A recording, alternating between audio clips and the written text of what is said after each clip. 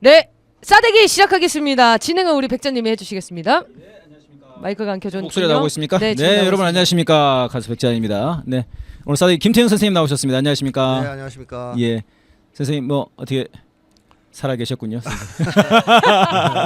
지금 뭐 검은 선동 세력들 지금 잡아갈 분위기 아닌가요? 마침 또 검은색도 네네네. 입었어요. 저는 뭐 여기 이 사무실에 있는 이상은 계속 예, 방국가 세력으로 나가기 위험하다. 때문에. 예. 저는 검은 선동 세력이라고 그래서 흰색을 입고 나왔어요. 저는 검은색 입고 다 벗었어요.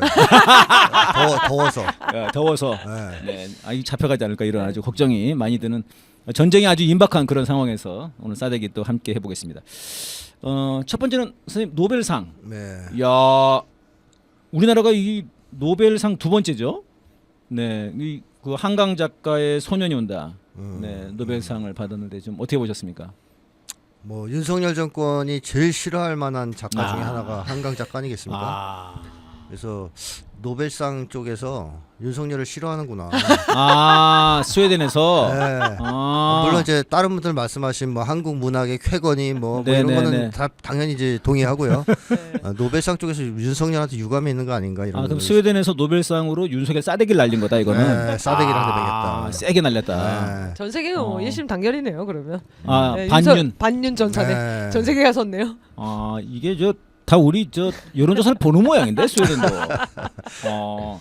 근데 이게 이제 일각에서는 이제 광주가 노벨상 2개를 받게 한 거다. 이제 그런 얘기가 있거든요. 어쨌든 사실 이제 김대중 대통령이 노벨 평화상을 받았는데, 네.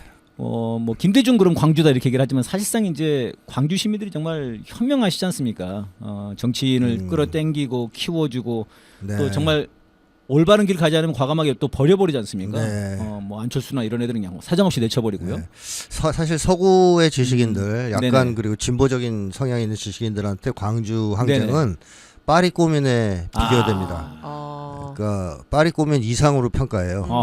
현대 역사에서 그런 경우가 없었지 않습니까? 네네. 시민들이 거기를 해방하고 처절한 항쟁을 벌였던 역사. 그래서 서양 도둑이 없고 도둑이 없다는 거 정말 엄청난 거죠. 오히려 우리 한국보다 더 많은 관심, 네네. 학술적 관심, 또 정치적 관심이 있어요. 그렇겠네요. 이제 그런 것들이 저는 요즘에 한국의 이제 국격 상승 네네. 더불어서 노벨상 수상에 기여한 측면이 있다고 봅니다.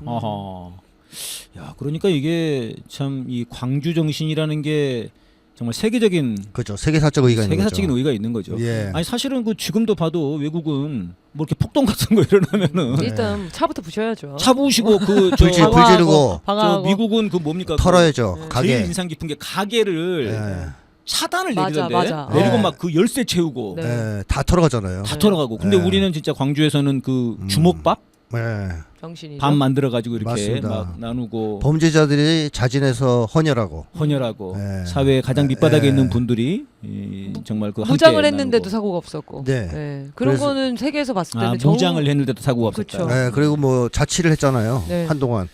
이제 그런 것들이 파리 꼬민 이상으로 평가받는 그러네요. 거죠. 네. 그러네요. 그런 영향이 있었겠네요. 이 책이 선정된 게.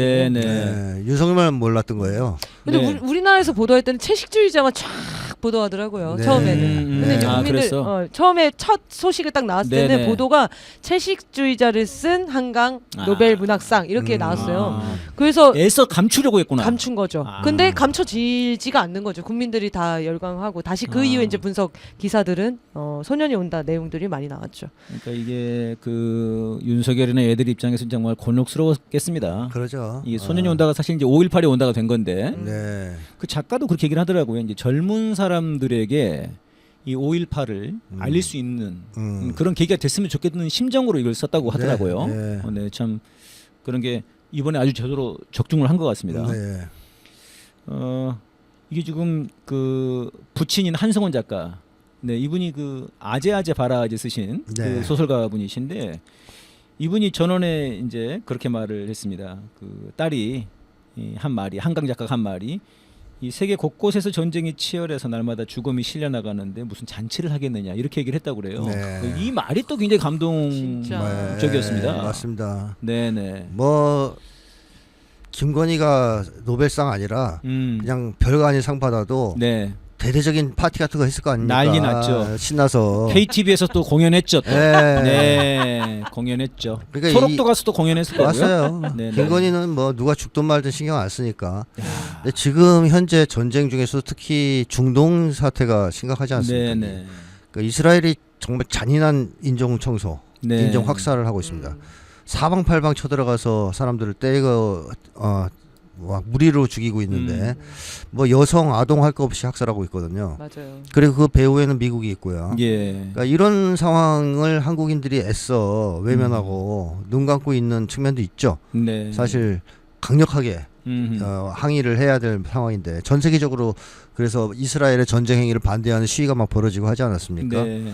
그러니까 이 한강 작가는 단순한 글로 밥 벌어먹고 사는 네, 네, 기술자가 네. 아닌 거예요. 아, 글쟁이가 아닙니다. 매문가가 아니다. 예, 네. 어용은 아니, 어용은 뭐 둘째치고 그냥 현실을 외면하는 그냥 뭐 순수 문학 같은 걸 주장하는 네, 사람도 네. 아닌 겁니다. 어떻게 보면 현실에 발을 붙이고 인류가 당하고 있는 고통, 네. 인간의 존엄성 문제 네. 이런 것들을 깊이 다룬 작가이기 때문에 당연히 지금 그 끔찍한 참상 네. 예, 네, 눈을 감고 네. 있을 수가 없겠죠. 그러니까 아하. 어떻게 축제를 하고 네. 내가 기분 좋게 인터뷰를 하고 하겠냐. 좀 대단한 것 같아요. 네. 그래도 진짜 이렇게 그러니까. 인터뷰하는 건 너무 놀라운 일이죠. 네. 그러니까. 근데 정말 한강 작가가 요즘에 이제 막 그 짤들이 막 돌아요. 한강 작가 예전에 영상들. 근데 그 제 영상 중에 기억나는 게 2016년인가에 요즘에 최대 관심사가 뭐냐 이렇게 물어보니까 아주 밝고 눈부시고 아무리 더럽히려 해도 더럽혀지지 않는 인간의 어떤 지점 이거에 관심이 있다. 그 얘기를 했더라고요. 이 굉장한 분이에요. 그러니까 저는 이 소년이 온다에서도 제가 그 굉장히 인상 깊었던 것이 어떤 인간의 그 투명한 영혼, 정말 그 유리와 같은 그런 영혼을 짓밟았다는 거예요. 저들이. 그러니까는 너무 분하다는 게 느껴지거든요. 소설에서. 정말 이 투명한 인간의 영혼을 완전히 짓밟았다. 고문을 통해서랄지 죽음을 통해서. 그러니까 어떤 인간의 존엄에 대한 그런 깊은 애정 네. 이런 게 참 그 담겨 있는 그런 분인가. 그러다 보니까 이렇게 그렇죠. 네. 상 받으면 누구라도 흥분할 것 같은데 말이죠. 노벨 문학상이에요. 그러니까 말이야. 누구도 흥분할 것 같은데 지금 전쟁이 이런데 뭐 잔치할 일이냐. 그죠? 아버지도 그 장훈군 제가 장훈군입니다. 네네. 한승원 작가님도 제가 만난 적이 있죠. 네. 이분도 기타 치고 노래 부르는 거 좋아하십니다. 네, 선생님도. 근데 아무튼 장훈군에서 이제 그 잔치를 마을 잔치를 하려고 그랬는데 그 아버님도 안 나가셨다고 그래요. 이게 참 그 아버지 그 딸이 아닌가 그런 생각이 가족이 들고요. 훌륭하신 분들이에요.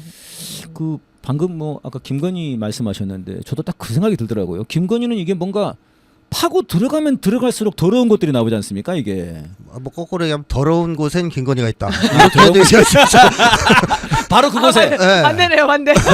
아니 한강 작가는 뭐 지금 방금 말한 것처럼 영상을 막 사람들이 엄청 파내요 지금. 뭐 노래 부른 것도 파내고 막 다 파내는데 파낼수록 아름다운 얘기들이 많이 나와요. 그렇죠.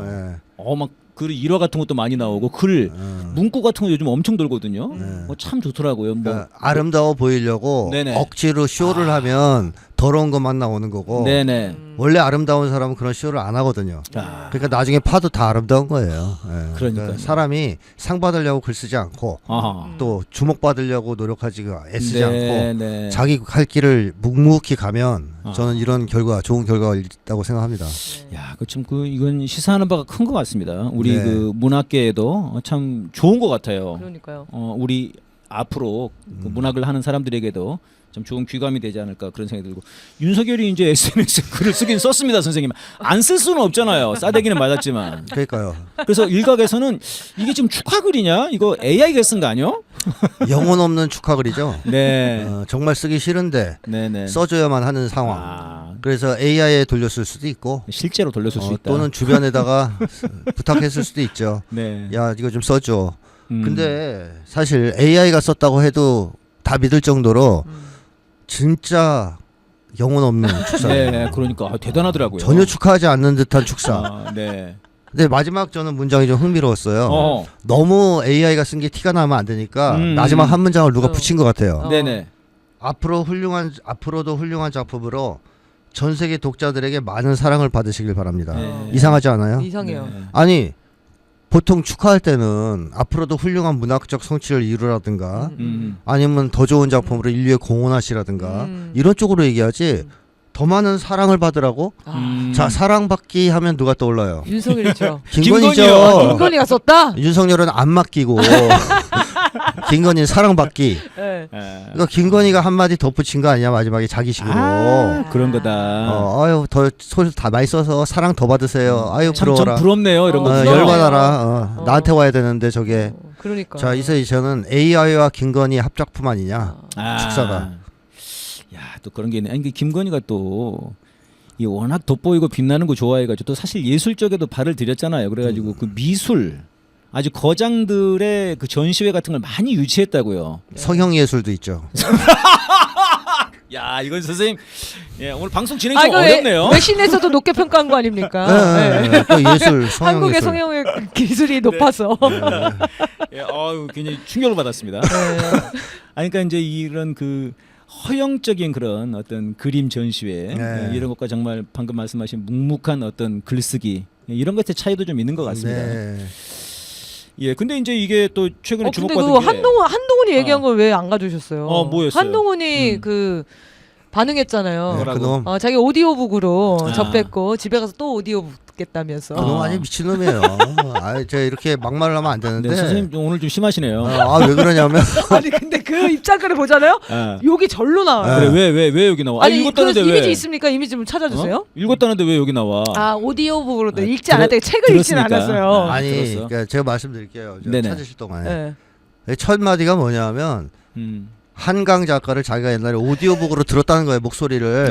목소리가 참 좋았다 이거예요. 원래 알고 있었다. 이거는 무슨 얘기냐면 그 글 쓰는 작가한테 당신이 그린 그림이 좋았다고 얘기하는 거랑 똑같은 거고요. 축구 선수한테 당신이 야구 실력이 우수하다고 칭찬하는 거랑 똑같은 거예요. 네. 작가를 칭찬하려면 글을 칭찬해야지. 그러니까요. 목소리를 칭찬하는 게 무슨 의미가 있어요? 책을 안 읽었기 때문에 글을 칭찬할 수가 없었습니다. 그래서 오디오북이라는 게 그 작가 목소리예요? 아니죠. 아니잖아. 그 목소리가 좋다는 게 무슨 상관이냐고. 진행자 무슨 진행자 어디 방송 프로에서 진행자인데 그때 한강 목소리가 좋았다는 겁니다. 한강 작가의. 한강 작가 직접 읽어준 그걸 들었다는 거군요. 그래가지고선 뭐 그 자기 개인 취향을 얘기한 건데 아니 국민들 중에 한동훈의 개인 취향이 궁금한 사람 있어요?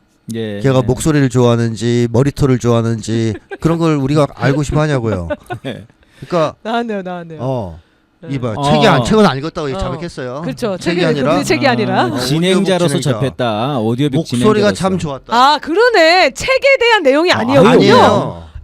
목소리. 이놈은 그러면 논점도 못 잡네. 그러니까 칭찬하기 싫은데 당신 목소리는 좋아. 칭찬하기 싫은데. 그러면 그 이어서 기분 좋게 한강 작가님이 진행하는 다른 파일을 듣겠다라는 얘기네요 지금. 결국 책은 알겠다. 책은 안 읽겠다는 선언. 그리고 나는 당신의 글을 좋아하는 게 아니고 당신 목소리가 너무 좋다. 네, 그러네요. 미쳤어요. 미쳤네요. 노벨 미친 상이네 이거는. 근데 이거 마지막 이런 날도 오는군요. 이건 어떻게 생각하세요? 재수없다 이거죠. 노벨 그 상 정말 재수없다. 왜 이런 상을 주냐 이 사람한테. 얘 드러났네. 그래서 난 한동훈이가 저놈이 축사를 진짜 자기 중심적으로 썼다고 생각해요. 자기 취향, 자기 옛날 기억 그런 것만 얘기해도. 선생님 이거는 그러면은 윤석열은 AI를 돌렸지만 한동훈은 최소한 자기가 썼네요. 네, 멋있어. 지 나름대로는 또 멋있어 보이려고 쓴 것 같아. 문학적으로 갑발을 넣은 거구나. 옛날 추억을 떠올리고 그렇지. 뭐 이러려고 썼는데 이런 거죠. 저 옛날부터 한강 알았어요. 근데 목소리만 목소리를 알았어요. 나도 저거 얼핏 봤거든요. 근데 선생님 말 듣기 전에 그렇게 분석을 못 해봤어요. 진짜. 아니 왜냐면 우리는 사고가 당연히 책을 들었겠지. 그러니까 나도 그렇게 생각했네. 전혀 다른 내용이었네요 지금 보니까. 그러니까 백자 가수님 칭찬하면서 머리 색깔이 좋아요 이러면서 칭찬하는 거예요. 그런 거네요. 노래를 잘하시는 게 아니라. 제 머리 숱이 많긴 합니다. 아니 그게 웃기는 거잖아요. 예, 웃기네요. 그리고 한강 작가 입장에서는 공감을 받고 싶죠. 글에 대해서 목소리 공감 받고 싶어요. 선생님 그건 반대입니다. 한동훈한테 뭐 공감받고 싶지는 않을 것 같은데 선생님. 하여튼 누가 공감을 해주면 내 글을 읽고 그렇죠. 이걸 바라지. 소감을 받고 싶죠. 목소리에서 마음에 들어서 이거 완전 반전입니다. 오늘 이거 안 했으면은 중요한 거였어. 한동훈이 책을 읽은 줄 알았네. 네, 우리 맹구님 아주 훌륭합니다. 감사합니다. 윤석열은 선생님 책 안 읽었겠죠? 둘 다 안 읽었죠. 선생님 표정이 왜 그러십니까? 둘 다 그 읽었을 거라고 물어보면 표정에서 너무 드러나시네요 오늘. 오늘 약간 이 극혐 모드가 있네요. 선생님 오늘 화가 많이 나신 것 같아요. 지치셨어 지금 이상하네. 아니 근데 그런 건 있는 것 같아요. 그러니까 이제 사실 딱 그런 생각이 들더라고요. 윤석열이 완전히 망가뜨려놓은 국격. 그러니까 국격 완전 우리 국민들 자존심이 밑바닥이었습니다. 진짜 네. 완전히 짓밟혔는데 한강자가 이걸로 진짜 마음의 영감과 한번 빵 뚫린 그런 기분이긴 했어요. 네. 약간 위로받았어요. 크게. 네. 게다가 그게 그냥 소설도 아니고 5.18을 다룬 소설이었고 이러니까 더 또 이제 4.3을 다룬 그 제목이 뭐였는지 기억이 안 나네요. 작별하지 않는다. 이런 게 있었기 때문에 더 좀 위로를 받지 않았나 싶고 이분이 블랙리스트였습니다. 박근혜 정부 당시. 박근혜 정부 당시에. 네. 근데 이제 지금 또 도는 짤 중에 블랙리스트면 다 세계적인 상을 받는다. 약간 이런 게 있어요. 그렇죠. 그래서 블랙리스트에 꼭 포함이 돼야 포함이 되고요. 돼야 된다. 네. 반국가 세력에 들어가기 위해서 애를 써야 됩니다. 네. 다들 저보고 막 백사님 블랙리스트잖아요. 분발하라고 막 그리 아주 쇄도하고 있어 저보고. 네. 죄송합니다. 저는 노벨 촛불상 쪽으로 좀. 근데 선생님 이게 저는 좀 이건 한번 여쭤보고 싶더라고요. 그러니까 왜 저들에게서는 문학이 나올 수가 없을까? 그러니까 문학은 사실 인간을 다루는 거고요. 네네. 이 한강 작가의 말을 심리학적으로 표현하면 인간 본성에 대한 긍정과 사랑이거든요. 네. 얘들은 그런 게 없잖아. 인간이 아니잖아 일단. 네. 그리고 인간을 다룰 수 없어요. 얘들은. 그렇기 때문에 이 사람들의 문학은 돈 벌기 위한 수단, 출세하기 위한 수단, 현실 왜곡하기 위한 수단 이외에 다른 게 될 수 없습니다. 네. 그러니까 제대로 문학을 할 수가 없죠. 이런 사람들은. 네. 그러니까는 결국은 블랙리스트, 뭐 소위 저들이 말하는 좌파. 네. 뭐 사실 그 뭐 좌파라고 하는 게 지네들이 좌파라고 한 거지만 사실 그게 이제 말씀하신 인간의 본성에 대한 네. 그런 사랑과 애정에 기반한 그런 작가들이라는 거죠. 그렇죠. 그런 글을 써야 사람들이 읽었을 때 감동을 받고 네네. 공감을 할 거 아니에요. 예. 뭐 글에다가 맨날 자기 돈 벌 얘기만 쓰고 주식 네. 투자 얘기만 쓰고 그러면 그게 많은 사람들의 공감과 지지를 받겠습니까? 그 순간에는 뭐 또 잠깐 그럴 네, 수 있을지 몰라도 그렇죠. 시대를 거슬러서 맞습니다. 전 세계 차원에서 그러긴 어려운 거죠. 그래서 인류 역사에 있었던 명작들, 네네네. 뭐 훌륭한 작품들은 다 인류애나 보편적인 시대 정신 같은 걸 네. 담고 있어요. 네. 그러니까 작가들이 개인이 아니라 그 시대와 함께 호흡했던 사람들이에요, 다. 네. 그러니까 뭐 걸작들은 다 그렇습니다. 그런 네. 이제 인간 본성에 대한 탐구라든가 이런 게 담겨 있어요. 근데 이 보수들은 그런 게 없죠. 예. 시대가 어떻게 흘러가든 나만 잘 되면 된다. 뭐 이런 식이니까 이런 사람들은 문학을 할 수 없습니다, 사실. 그리고 그 김규나 작가라는 사람이 비판했잖아요. 이번에 아주 김규나 작가라는 무슨 연애 소설 쓰는 작가인 것 같은데 그 작가가 지금 이게 노벨 문학상 받은 거 한강 작가를 엄청 강하게 비판을 역사 했거든요. 왜곡이라고. 네, 그렇죠. 5.18을 역사 왜곡, 가짜 뉴스에 속아서 이런 내용들이 담긴 게 어떻게 문학상을 받냐면서 네네. 그걸 비판했죠. 근데 그래서 김규나 그 사람이 그걸 페북에 올리고 완전 화제가 됐어요. 근데 조카한테 연락이 와가지고 내가 그동안 고모라고 불렀던 게 너무 후회스럽다. 인연을 끊자 하면서 조카한테 연락 왔다는 글 보셨어요? 맞습니다. 네. 네. 페북에 한번 그 이미지 조카가 보여주시죠. 그렇게 말했다는 거예요. 고모한테 그동안 받은 용돈 다 돌려준다. 그러면서 그걸 다 그 5.18 단체랑 4.3 단체에 보냈다고 하더라고요. 용돈이 얼마 안 되나 보다. 그걸 이제 그 지가 또 까서 올렸어요. 그러니까 좀 이상하네 저희가. 그러니까 난 이 사람도 이상하더라고요. 이상하죠. 왜 그렇게까지 해요? 저 이제 주목받고 싶고 돋보이고 싶은 거죠. 김규나 하면 누가 알았어요? 올렸네요. 처음 듣는 작가였어요. 저 처음 들어봤거든요. 네, 그러니까요. 김규나라는 사람들은 작가가 있었어? 저런 5.18도 저렇게 자꾸 안 58. 좋게 저렇게 쓰더라고요. 이런 이분들이. 식으로 표현을 하더라고요. 김규나 이 사람이. 그래서 그러면서 저 글의 맨 마지막에는 이래서 교육이 문제입니다. 어쨌든 주목도 받고 싶고 그다음에 또 하나 그죠. 너무너무 약올르다. 약오르다. 나는 상 하나도 못 받았는데. 네. 제가 보기엔 이거는 김건희가 힘들었을 것 같습니다. 김건희가 김건희는 입장문만 쓸 수 있었다면. 정말 내고도 김건희 힘들었을 사람이죠. 것 같은데 선생님 어떻게 보세요? 김건희가 제일 약올랐겠죠. 제일 약올랐겠죠. 네. 야 이런 건 날 줘야지. 그럼요. 응? 국정농단상 이런 거 있으면 이제 김건희가 무조건 1등인데요. 아니, 세계적으로 역사에 이름을 남기긴 할 거예요. 김건희가 역대급 명부인으로 지금 그러니까. 민비 이후에 기네스북에는 올라갈 겁니다 아마. 기네스북에는. 네. 좋습니다. 자, 우리 노벨상 이제 넘어가가지고 무인기 얘기를 좀 넘어가 보겠습니다, 선생님. 무인기 사태. 야 이거 어떻게 보셨습니까? 평양에 무인기를 보냈어요, 선생님. 3번에 걸쳐서. 네. 자 윤석열이 네. 지금 아주 뭐 절대적인 위기라고 봐야 되겠죠. 네네. 뭐 지지율은 바닥을 완전히 치고 있고. 지지율이 이번에 그 꽃에서 조사한 걸 보니까 최초로 10%로 떨어졌고 네. 부정이 80%더만요. 네. 이게 좀 크더라고요, 부정이. 네, 그러니까 윤석열을 지지 안 하는 정도가 아니고 네네. 미워하는, 증오하는 그러니까요. 그런 지수가 아주 높지 않았습니까? 그리고 탄핵에 공감하냐 이런 조사도 나왔거든요, 네. 최근에. 근데 거기에다가 지금 뭐 60% 이상이. 네, 국감, 뭐 특검 네네. 줄줄이 걸려 있고 음. 또 우리 명태, 이 한국의 자랑 명태, 네. 명태가 지금 연이어 뭘 까고 있지 않습니까? 큰일 하고 있습니다. 이러다 보니까 윤석열은 사실상 탈출구는 없어요. 아하. 총선 이후에 자세를 낮추고 여야 협의를 거쳐서 양보를 좀 하려고 했으면 네네네. 혹시 아. 살 길을 열 수 있었을지 모르지만 그걸 자기가 발로 쳐버렸단 말이에요. 네. 강경한 모드로 돌아서서 해볼 테면 해봐라. 아. 이런 자세로 나왔죠.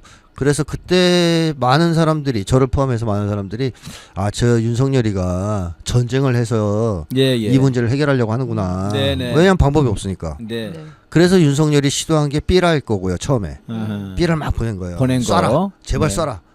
뭐 폭탄이든 미사일이든 쏴라. 안 쏴요. 근데 풍선을 보내. 오물 풍선마와. 북한 보고 쏴라. 예. 우리가 전단 보낼 때 제발 좀 쏴줘. 예. 나를 위기에 좀 구해줘. 총이든 뭐든 좀 쏴줘. 네. 근데 오물 풍선이 와. 네네. 그러니까 안 되겠어요. 그래서 확성기를 또 틀었어요. 그렇습니다. 자, 이젠 진짜 쏠 거지. 옛날에 박근혜 때 쏜다 했잖아. 막 틀었는데 안 쏴. 또 확성기를 틀어 북쪽에서. 네. 그러니까 윤석열이 안 되겠어. 더 그럼 심한 더 센 거 없어. 무인기를 보내죠. 평양에 무인기를 보낸 거예요. 네. 그러니까 쏘라고 보낸 겁니다. 전쟁하라고. 네. 네. 전쟁을 제발 해달라고. 일으키려고 보냈다. 전 그렇게 생각해요. 예. 북에서 이걸 두고 그냥 쐈으면 네, 전쟁 네. 터지는 거 아닙니까? 맞습니다. 저는 그게 제일 좀 끔찍하더라고요. 그러니까 전에도 한번 이제 그런 생각이 들었거든요. 그 전에 그 강릉에서 우리가 미사일 하나 쏘았는데 그 뒤로 돌아온 거 있잖아요. 예, 그 백도. 청궁이었나? 백도 한 거 있어요. 그 진짜 큰일 날 뻔한 거였거든요. 네. 그 민간 거기서 몇백 미터밖에 안 됐어요. 맞습니다. 민가에서. 네네. 근데 이제 제가 그거를 보면서 들었던 생각이, 야, 우리가 미사일을 쐈는데 잘못 돌아와가지고 이거 북한이 했다고 하면은 그러죠. 야, 다 우리는 알 수 없겠네 이 생각이 들었었거든요. 네. 근데 이번에 무인기를 3번 보냈다는데 네. 이거 북한이 발표 안 했으면은 몰랐죠. 우리 몰랐고, 그렇죠. 전쟁 납쓰면. 만약에 10월 3일 날 네. 북한에서 이거 봐라 이것들. 그래서 만약 그날 했으면은 핵전쟁 아닙니까? 전쟁 나죠. 그러네. 핵전쟁인데 그걸 우리는 몰랐을 거 아니에요. 그렇죠. 그다음에 윤석열은 야 이거 북한이 이거 봐라. 우리가 아무것도 안 했는데 전쟁을 일으켰다. 이랬을 거 아닙니까? 그럼 이게. 계엄령이죠. 자, 그래서 이게 너무 끔찍한 것 같아요. 윤석열은 3번에 걸쳐서 보내면서 전쟁이 날 거라고 거의 기대하고 기대했다. 확신했던 것 같은데 네. 북쪽에서 발표를 해버린 거야. 공격을 안 하고 네. 중대 성명으로 한 번만 더 보내면 쏘겠다. 그럼 이제 전쟁 터지면 일방적인 북의 공격이라고 말하기가 좀 곤란해졌죠. 그렇구나. 그러니까 윤석열 입장 착 쌓는 북에서 거네요. 빌드업을 한 거네요. 그렇죠. 북한 입장에서 봤을 때는. 그렇습니다. 그래서 3번이나 보면서 참다가 네. 네. 마지막에 증거를 작보하고 나서 저는 발표한 것 같아요. 증거까지 잡았다. 그러니까 저는 그렇게 봅니다. 발표했잖아요. 그러니까 어떤 전문가분들은 이번에 발표를 했죠. 어제 김여정 부부장이 뭐 한국 군부가 했다는 그 증거. 확실한 증거를 잡았다고 그랬고, 어떤 전문가분은 무인기 3대를 다 잡았다 이렇게 분석하는 분들도 계시더라고요. 근데 다 잡았으면 또 보내지는 않았을 것 같고 네네. 3일날 보냈잖아요. 네네. 근데 북에서 알았다는 얘기거든요. 3일 얘기를 하는 거 네, 봐서는 놔둔 거고 8일날 어디로 김정은 가나 보자 하고. 어디서 보냈나 어떤 거냐 또 네. 보내나. 그러면 김정은 위원장이 8일날 그런 거예요. 공격할 의사 없다. 네. 우리 건드리지만 않으면 안 한다. 그러니까 보내지 말란 뜻이죠. 그런 연설을 했죠. 네, 너희가 보낸 거면 하지 마. 그만해. 이런 뜻이잖아요. 자, 또는 속임수일 수도 있어요.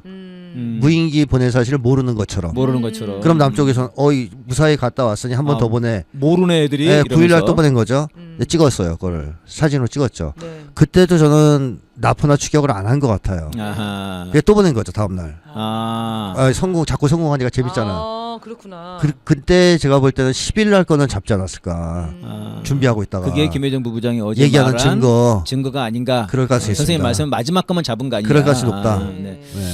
제가 이번에 굉장히 좀 인상이 깊었던 것은 윤석열이 이번에 이게 5박 6일 동안 해외에 나가 있었습니다. 네. 그때 9일 날 싱가포르에서 한 연설이 있어요. 이 연설이 자유를 24번인가를 막 네. 발표하면서 북한을 아무튼 흡수 통일을 해야 된다는 거예요. 네. 그러니까 말하자면 무력 통일을 해야 된다는 거였거든요.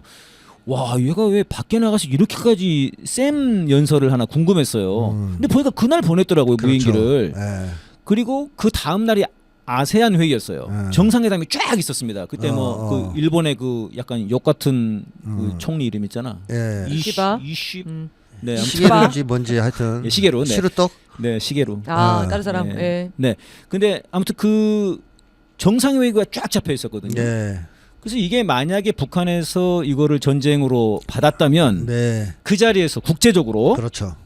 이거 봐라, 북한에서 전쟁을 했다. 이제 다 우리가 나서야 된다. 그러면서 자꾸 뭐 인태 지역에 우리 편이 있다고 좀 어제도 그렇게 발표했더만요. 네. 이놈이 마침 다른 나라 얘기하듯이 하고 있어요. 네. 그래서 말씀하신 대로 네네. 윤석열이 지시했고 무인기 침투를 네. 그걸 알고서 국제적으로 회의에 가서 과격한 대국 발언을 하고 또 한편으로는 그런 생각도 들어요. 도망쳐 있는 것도 아니냐. 그런 얘기도 많이 나오더라고요. 네. 해외에서 전쟁을 일으키려고 했던 거 아니냐? 네네. 용산에 있다 괜히 네네. 미사일 맞을 수도 있기 때문에 일단 저질러 놓고 해외에 있다가 네.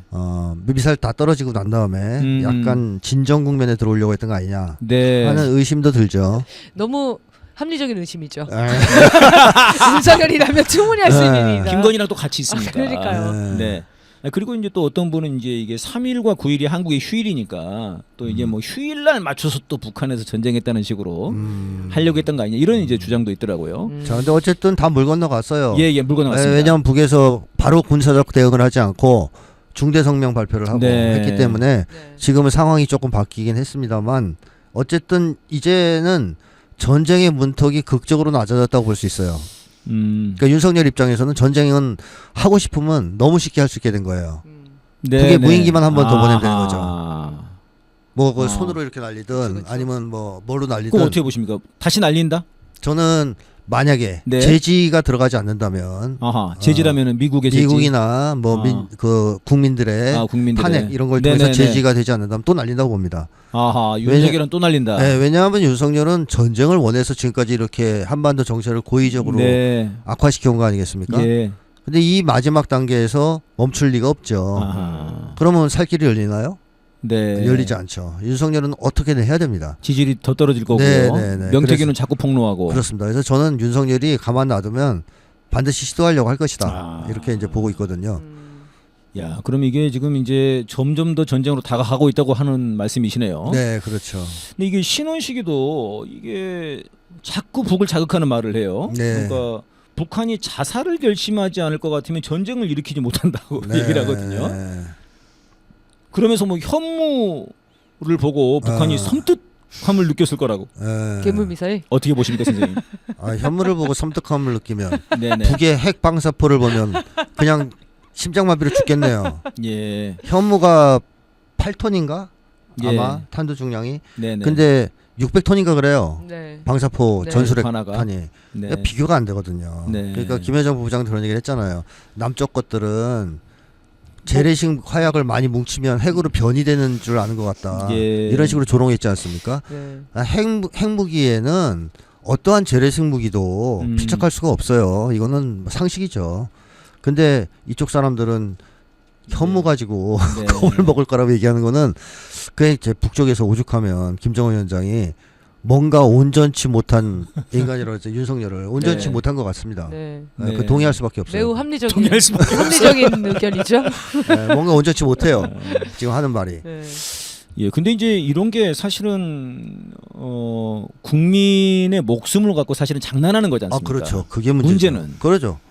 그러니까 자기 정권 안보, 개인의 어떤 안전을 위해서 국민들을 다 죽여버리겠다. 그런 거 아닙니까? 뭐 대포밥 만들겠다. 이런 식으로 행동하는 건데 너무 위험한 거죠. 근데 사실 김건희나 윤석열 입장에서는 이게 어차피 뭐 우리 지지율 지금 뭐 그럼 20%인데 감옥 가야 되는데 19%인데 그 19%만 남고 그냥 80%는 죽어도 상관없는 거 아니야? 이렇게 생각하는 거 아닌지 여러분들이. 그 사람들은 국민들이 죽냐 사냐에 아무 관심 없죠. 뭐 그렇죠. 본인들은 그냥 미국 가서 살면 되는 건데. 나라도 버릴 이태원 참사 사람들이니까. 보면 되고 그리고 윤석열은 미국을 맹신하기 때문에 전쟁 터지면 무조건 미국이 북을 발라줄 거라고 기대하고 있어요. 이긴다고 생각한다. 아직도 그렇게 생각할 거라는 거죠. 그런 맹신이 있기 때문에 네타냐후도 지금 설치는 거고요. 저쪽에서. 그렇죠. 젤렌스키도 미친 짓을 벌인 거고. 그러니까 지금 이제 이번에 이걸 보면은 네타냐후나 젤렌스키. 걔네들이 너무 부러운 것 같아요, 윤석열은. 그렇죠. 네. 지금 네타냐후 진짜... 지지율이 극적으로 올랐지 않습니까? 네네. 네. 자기도 전쟁에서 그렇죠. 센 얘기 빵빵하면은 네. 반국가 세력 청산하고. 네. 예. 근데 선생님 이게 전쟁의 양상이라는 게 지금 뭐 이제 그 일각에서는 뭐 그렇게 여론조사한 게 나오더라고요. 그래서 뭐 전쟁 나면 나도 그 저 자발적 참전하겠다 이게 뭐 한 13%, 네. 뭐 피난 가겠다 30%뭐 이런 게 나와요. 근데 참전은 사실 불가능하거든요. 그렇죠. 이게 제가 또 어느 방송에서 했던 얘기인데 제가 군대 제대하고 일주일 있다가 그 강릉 잠수함 내려왔던 그게 이제 그때 사건 터진 거거든요. 네. 그 이제 좌초였죠 그 당시에. 네. 뭐 침투도 아니었습니다. 네. 근데 그때 예비군 소집을 했어요. 아무도 안 왔습니다. 네. 누가 나갑니까 그거를? 그럼요. 죽기 일보 직전인데 누가 나가고? 그럼 평소 훈련을 가도 절대 안 가죠 그럴 때는. 그 훈련에서도 우리 막 뒹굴뒹굴 구르고 그냥 그냥 대충 하자 뭐 이러는데 누가 전쟁 상황에서 누가 나가 예비군이 참전 이거 속상한 일이에요. 말이 안 되고. 피난 갈 수 있습니까? 못 가죠. 현대전에서는 불가능한 거죠. 이거는. 옛날 같은 6.25 같은 전쟁은 더 이상 없습니다. 현대전에서는 이게... 그 미사일전이기 때문에 주로 피난은 소용이 없어요. 그러니까 선생님 이거는 진짜 다 같이 죽자는 건데 지만 살겠다는 거고요. 다 같이 죽자는 아니죠. 너희들만 죽어라죠. 네. 나는 살겠다죠. 윤석열이는. 네. 그러려고 지금 하는 거 아닙니까? 네. 진짜 죽든 말든 상관없는 것 같아요. 근데 맞아요. 살 수 있나요 윤석열도? 그러니까 외국 나갔겠죠. 지도 네. 좀 거기 거기 매우 있을 때. 합리적인 추정. 네, 싱가포르 있을 때. 만만치 않으니까. 돈을 또 많이 빼돌렸나? 네. 자기들은 뭐 지하 깊숙이 벙커 안에 숨어 있으면 된다고 생각할지 모르겠으나 네네. 그거는 남쪽에서 무인기를 보냈을 때 북이 공격해주면 알 거 아니에요. 오늘이다. 그러니까 피할 수가 있죠. 근데 지금같이 남쪽에서 안 보낸 상태에서 또 쏠 수도 있죠. 북에서. 그럼 못 피할 거 아닙니까? 그러니까 윤석열이 꼭 살아난다는 보장이 없어요. 뭐 물론 이제 말이에요. 핵무기가 뭐 윤석열의 돌머리를 못 깬다 이러면 이제 또 혹시 모르겠으나 그럴 가능성은 없지 않습니까? 예. 미국이 도와줄 거라는 보장도 없잖아요 지금. 제가 볼 때 이 무인기 사건은 미국의 무긴 네네. 없이는 못한다고 봅니다. 저도 이제 그걸 좀 여쭤보고 싶어요. 네. 그러니까 한국 사회에서 이게 군인이 움직이는 거, 네네. 이걸 미국이 모를 수가 없는데. 모를 수 없습니다. 지금 뭐 아까도 오늘 우리가 소년이 온다 말을 했습니다만은 네. 사실 광주항쟁도 우리 그 대학생들이 딱 선생님 세대네요. 네네네. 선생님 세대 분들이 딱 이게 미국이 승인 없이 어떻게 공수부대가 움직일 수 있냐 이러면서 이제 반미가 일어나기 시작한 거지 않습니까? 그렇죠. 근데 지금 이게 무인기가 갔다 오려면은 400km 왕복 400km가 돼야 된다는 거예요. 그렇습니다. 그럼 이게 활주라고 없이는 이게 움직일 수 없다는 건데 자, 이걸 미국이 승인 없이 할 수 있냐? 자, 이 무인기와 관련해서 조금 그 정보를 말씀드리면 네네. 평양에 갔다가 작전을 수행하고 돌아올 수 있는 무인기는 네네. 첫째는 항속 거리가 최소 350km 350km 나와야 되고요. 네네. 왜냐하면 왕복 160 편도 160이니까 그렇다고 하더라고요. 350km 나와야 되고 그 다음에 소형이어야 됩니다. 소형. 작아야 된다. 왜냐하면 크면 걸려요 레이더망에. 그래서 소형에 2m 내외의 소형이어야 됩니다. 네네. 그 다음에 스텔스 기능이 있어야 됩니다. 북쪽이 방공망이 매우 조밀하기 때문에 평양은 소형 스텔스 무인기. 근데 이런 경우에는 대체로 제트 엔진 장착 무인기라고 해요. 가솔린이 아니라. 자, 이런 기능을 가진 최첨단 무인기여야 된다라는 건데 이 무인기는 활주로가 있거나 아니면 전용 발사대가 있어야 됩니다. 전용 발사 장치. 그래서 한국군이든 외국군이든 한국군이 있나 모르겠는데 드론 부대가 나올 때 차에 이렇게 장착하고 나오잖아요. 이 드론들을 이렇게 쏘는 장치예요. 그러니까 전용 발사 장치예요. 이 전용 발사 장치나 활주로가 없이는 띄울 수가 없는 겁니다. 그러면 뭐 동네 아마존에서 이런 걸 살 수 있을까요? 이런 첨단 무인기를 소형? 그 사람을 섭외해야죠. 그게 이건 가능하다면. 소형 최첨단 무인기고 군사용으로 주로 쓰이는 거라서 개인이 전화해서 살 수 있는 게 아니에요. 쿠팡 같은 데서는 못 사요. 맞아요. 아마존 같은 데서 못 산다 못 이거죠. 씁니다. 아마존에서 당근에도 없어요. 당근에도 없다. 그러니까 이거는 군대에만 파는. 왜냐하면 그 파는 나라 입장에서도 이건 진짜 최신형이고 비싼 거고 군사작전에 쓰일 수 있는 거니까 아무한테나 안 판다는 거 얘기죠. 그래서 주로 군대에만 파는 거고요. 그 다음에 개인이 설사 그걸 샀다 쳐요. 그럼 발사대차 어디다 세워놓을 거예요? 그러니까 그것도 사야 될 거 아닙니까? 무인기랑 같이 사야 되는데 발사대차 커요. 주차장이 들어가지도 않아. 활주로를 사든가. 활주로를 얻든가 공군 쪽에서 빌리든가. 이게 한국군이나 정보망의 눈을 피해서 독자력을 할 수 있습니까? 불가능하죠. 그래서 이런 점에서 볼 때 이거는 군에서 했을 가능성이 매우 높고 네. 민간에서 했다면 이건 군의 지원 없이는 불가능하다. 네, 이렇게 이제 네. 보이는 게 맞죠. 근데 사실 윤석열이 2022년에 네네. 북쪽에서 무인기가 한국을 왔다 갔다 이런 걸 시끄러웠잖아요. 네네. 근데 그것도 뭐 진짜인지 아닌지 몰라요. 네, 용산까지 왔다. 예. 했죠. 근데 그때 이후에 윤석열이 기자회견을 엽니다. 네. 자기가 북쪽의 무인기 침투를 직접 지시했다. 그 자료 있죠 저희. 네, 네네 한번 보여주십시오. 2022년에 그 기자를 하면서 2년 전이죠. 뭐라고 네. 얘기했냐면 확전을 각오하고 보낸다 네. 이렇게 얘기했습니다. 이번에 이때. 이 짤이 많이 돌았어요. 네. 근데 이게 이제 최근 짤인 줄 알고 엄청 아. 놀라가지고 네, 맞아요. 그랬는데 보니까 2022년이더라고요. 근데 굉장히 센 말이긴 하죠. 네, 세죠. 왜냐하면 확전 확전을 각오. 각오한다는 거니까. 자, 근데 이때 보냈을까요? 못 보냈을까요? 못 보냈죠. 못 보냈어요. 왜냐하면 드론 역량이 취약했거든. 네. 드론 역량이 너무 약해서 보내고 싶은데 못 보내는 거예요. 저때 보내가지고 유엔사가 한번 조사 한번 들어오지 않았나요? 두 대인가 보냈다고 그랬는데. 그건 짜잘한 거. 짜잘한 거. 평양까지 보낼 수 있는 건 아니고. 작은 거를 그냥 보냈다. 저 깊이까지는 못 보내고. 네, 네네. 그러니까 윤석열이 생각하는 그 정도 이런 평양까지 갔다 올 비행기 드론은 네네. 없었던 거예요. 아하. 그러니까 열받죠. 네. 당장 보내야 되는데 음. 씩씩거리고 있는데 네. 저희는 그런 드론 작전 능력이 없습니다. 아하. 자, 그러자 윤석열이 2023년 9월인가에 드론 작전 사령부를 어허. 창설하죠. 네. 그것도 자료가 있죠. 네. 네. 드론 작전 사령부를 창설하고 나서 음. 이듬해인 2024년 1월달에 신원식이 그 사령부를 방문해가지고 5개 전시된 드론들을 보는 장면이 있어요. 네네네. 이 그게 사진이죠. 이거군요. 네. 저기 보면 드론들 몇 개 있어요. 예. 근데 뒤쪽에 있는 드론들은 날개가 어때요? 딱 봐도 가늘고 길죠. 그러네요. 요 제일 앞에 있는 드론은 어떻습니까? 네. 약간 삼각형 모양으로 생겼죠. 네. 요게 스텔스. 약간 기능인 델타형 뭐 이런 거군요. 네, 이게. 그러니까 미국이 자랑하는 스텔스 비행기도 저런 식으로 삼각형이잖아요. 그러니까 스텔스 기능이 있는 소형 무인기입니다. 제트 엔진을 장착한. 자, 요 무인기를 신원식이 열심히 쳐다보고 있는데요. 그러네요. 그냥 물끄러미 쳐다보고 있네요. 네, 이 무인기가 평양까지 가서 작전을 할 수 있는 무인기예요. 아하. 그럼 이번에 북에서 찍은 사진을 보면요. 네. 예, 마지막 사진 한번 네, 보여주시죠. 마지막 사진 보시면 네. 사진이 똑같이 생겼죠. 자, 어떻게 해요? 똑같이 생겼죠. 앞에서 봤던 여러 개의 무인기가 아니라 마지막 봤던 그 앞에 있던 네네네. 삼각형형 무인기라는 게 보여지잖아요. 네. 또 다른 사진에서 더 잘 보이는데 음. 자, 이 사진을 보면 이번에 보낸 무인기가 신원식이 쳐다보고 있었던 네, 바로 그 무인기일 무인기다. 가능성이 매우 높고 그래서 혹시 저렇게 아니더라도 아련하게. 유사기종일 수 있다. 그러니까 네네. 일반적으로 날개가 양옆으로 긴 무인기는 아니라는 겁니다. 근데 저 무인기를 한국에 드론 작전 사령부 갖고 네네. 있었잖아요. 아하. 그래서 저는 아마도 윤석열이 그때 이후에 예. 벼르고 있다가 자, 이번 차제에 북을 아. 자극해야 되는데 드론도 있겠다. 네네. 한번 보내보세 아하. 해서 보낸 게 아닐까 네. 하는 의구심이 듭니다.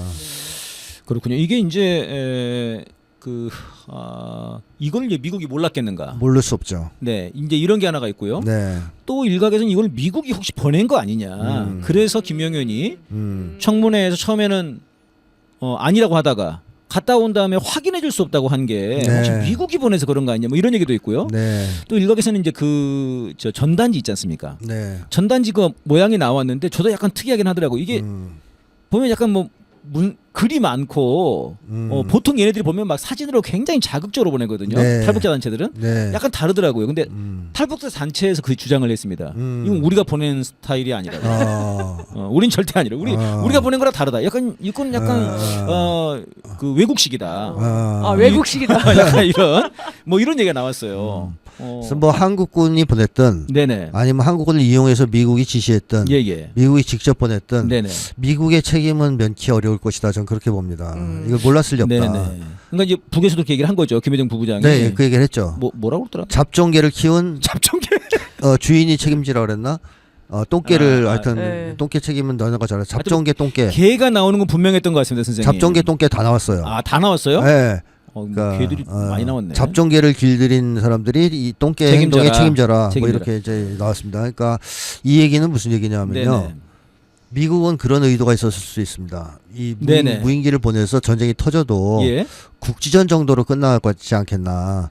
미국 입장에서는 네, 그걸 그리고- 지금 선호하는 거죠. 네, 그리고 이제 지네는 이건 우리는 모르는 일이다. 무인기는 윤석열이 네네. 보냈다. 아하. 잡아떼는 거죠. 아. 그러면 국지전이 윤석열하고만 벌어질 거 아니에요. 한국군하고만. 네. 그러니까 미국은 제일 자기들은 좋은- 빠지고 대리전을 시켜놓고 뭐 거기서 만약에 이기면 좋고 혹시 지구 뭐 설왕설래 몇 번 주고받다 끝났다 치면 윤석열은 계엄령 선포할 거 아닙니까? 네. 싹 정리할 거 아니에요. 그러면 윤석열 정권을 안정화시킬 수가 있죠. 아하. 근데 만약에 실패했다. 실패했다. 두드러 맞아서 뭐 윤석열이 골로 가든 뭐 아니면 오히려 그것 때문에 윤석열이 탄핵당하거나 잘리는 상황이 온다. 네. 그럼 정계 개편 시도하면 되죠. 네. 아하. 그러니까 미국으로서는 뭐 굳이 말릴 필요가 있을까? 이런 생각을 했을 수가 있는데 문제는 김여정 정부 부장이 미국이 책임져라는 얘기를 했었다는 거예요. 네, 그 네. 얘기는 무슨 얘기냐? 전쟁이 발발하는 순간 미군 기지를 공격하겠다는 뜻입니다. 네. 아하. 그렇잖아요. 그렇게 해석할 수밖에 없어요. 아. 그러면 미국 입장에서 아이씨 우리는 발 뺄라 그랬는데 네. 안 된다 그러네. 그럼 어떻게 해야 돼요? 지금 선택의 기로에 서 있죠. 책임을 떠넘겨야 되겠네요. 떠넘기든가 일단 윤석을 말리든가 무인기 또 못 보내게. 못 보내게. 네, 아니면 아예 한 번 붙을 생각을 하든가 네. 이런 상황이 됐다. 그래서 어허. 미국이 어떻게 행동할지 네. 이번에 유엔사에서 무인기 사건 진상을 조사한다라고 얘기했는데 네, 그렇게 얘기를 했더라고요. 제대로 어제. 조사를 할지 또 제대로 조사하면 이제 윤석열이 보냈다고 해야 되잖아요. 네네. 그러면 후폭풍이 장난 아니겠죠? 어허. 이제 그런 걸 할지 아니면 또 흐지부지 시간을 끌면서 어. 물타기를 할지 이런 걸 이제 봐야 네. 되는데 미국 입장에서는 어쨌든 약간 긴장되는 상황일 것이다. 그러니까 이제 선생님 말씀은 이제 만약에 국지전이 벌어져서 윤석열이 말한 대로 계엄으로 가든가 아니면 윤석열이 거꾸로 지고 정계 개편을 하든가 네. 아니면 만약에 북한이 이겨가지고 예. 한반도 전체가 말하자면은 예. 뭐 북한 땅이 돼버려. 그래도 상관없다는 겁니까 미국 입장에선? 핵전쟁은 할 수 없죠. 그래도 아하. 북과 그 핵전쟁은 할 수가 없다. 그것까지 상정은 하지 않을 겁니다. 그러니까 어떤 그 분석가는 그런 얘기를 하더라고요. 그러니까 설령 그렇게 되더라도 그러니까 이 한국이 만약에 정말 북한 땅으로 돼버린다고 하더라도 그러면은 삼성이나 SK 하이닉스가 날려버릴 수가 있으니까 네. 그럼 이제 자기들로 봤을 땐 경제적으로 이익이 될 수 있다 이거죠. 네. 이게 사실은 그냥 나온 얘기가 아니고 대만 전쟁 관련해서 시나리오에서 나왔다는 얘기지 않습니까? 네, 그렇습니다. 대만 전쟁에서 전쟁이 네. 터지면 먼저 TSMC를 폭파시키자. 네. 그래야 자기들 반도체가 사니까. 그렇죠. 완전히 그 진짜 지네들 그 경제 논리로 한 건데. 그러니까 미국이 한국에 대해서 옛날 같은 절박한 이야기가 이제 없다. 이렇게 보면 틀림없습니다. 네. 옛날에는 정말 한국을 사수하는 게 중요했는데 네네. 이제는 일본이라는 또 하나의 방어선이 있어요. 아하. 오히려 미국은 대만을 더 중시합니다. 왜냐하면 대만을 뺏기면 그 뒤로 방어선이 없어요. 쫙 중국한테 밀려서 다 뺏기는 거예요. 태평양을. 근데 한국은 뺏겨도 일본이 있기 때문에 한국은 내줄 수도 있다고 생각해요. 미국 입장에서. 이건 선생님 많이 바뀐 거네요. 아니 미국이 계속 그 얘기했죠. 중국 중시 정책, 중국 압박 봉쇄 이쪽으로 계속 방향을 틀잖아요. 그 트럼프는 북과 네네. 그런 점에서는 화해하려고 됐던 거 아닙니까? 계속 좀 그러고 있는 거죠. 네네네. 아니 근데 그 말씀을 들어보면은 이게 윤석열이나 한국 보수 입장에서는 너무 공포스러운 주장인데요, 그거는? 그렇죠. 아니 우리 버린다는 거 아니에요? 네, 자기들 그렇죠. 입장에서 봤을 때는. 그렇죠, 당연하죠. 미국이 뭐 베트남에서 불리하면 끝까지 지켜줬나요? 도망쳤죠. 그래서 핵무장을 주장하나 이놈들이? 아프간도 그렇고. 엄청나게 불안한가 본데. 불안하죠. 그것도 불안하죠. 연계되네요. 그래서 그런 걸 안심시켜주기 위해서라도 저는 미국이 무인기 작전을 허용했을 가능성이 있어요. 윤석열이 너무 불안해하니까. 그래 한번 해봐. 폭탄 좀 마시고 한번 그래. 그래서 뭐 너 죽으면 그럼 뭐 우리는 털어먹고 가지. 일본으로 가면 돼야. 뭐 이런 생각. 그러니까 최악의 경우는 이제 그런 미국 것이고 입장에서는요? 아니면 작은 국지전으로 끝나면 뭐 네. 상관없고.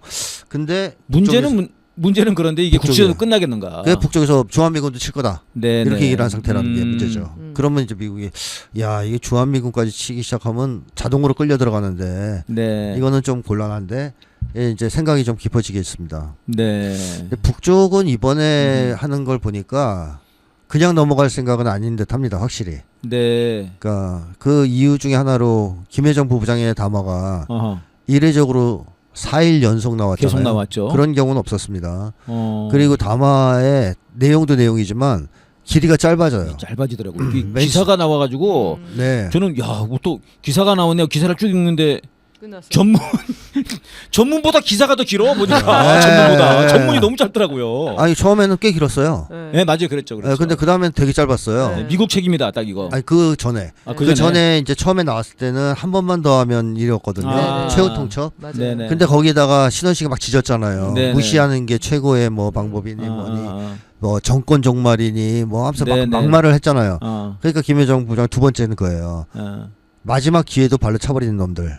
그러면서 우리 설전으로 생각하는 것 같다 아직도. 이런 식으로 이제 짧게. 네. 그것도 굉장히 짧아졌어요. 첫 번째보다. 예. 세 번째는 더 짧아요. 세 줄. 미국 놈들이 기른 똥개들 뭐 이런 식으로 해서. 그게 걔가 나오는 거군요. 네, 미국 책임론. 네. 세 줄. 네. 하나, 둘, 세 줄이죠. 네. 그다음 마지막 거는 두 줄이에요. 두 줄. 그러네요. 세 줄이구나 이거. 두 줄이 네. 거의 뭐 두 줄로 붙여야 되잖아요. 네네네. 굉장히 긴급하게 계속 담화를 내고 있다고 봐야 되는 거네요. 긴급보다는 할 말이 없는 거예요 이제. 잘 말이 없다. 이제 말을 안 하겠다. 맨 처음에는 하지 마. 장황하게. 우리 설명. 다 알고 있으니까 이런 상황이니까 네. 마지막 기회 줄 테니까 하지 마. 이런 아. 경고였다고 보는데 얘들이 막 지져 또. 그러니까 말이 안 통하는 말이 안 놈들이구나. 통하는구나. 줄였어요. 그래서 그만해라. 음. 그러다가 이제 야, 걔 좀 말려라. 근데 계속 지져. 그러니까 미국한테 너희도 걔 좀 말려. 야, 너희도 죽는다.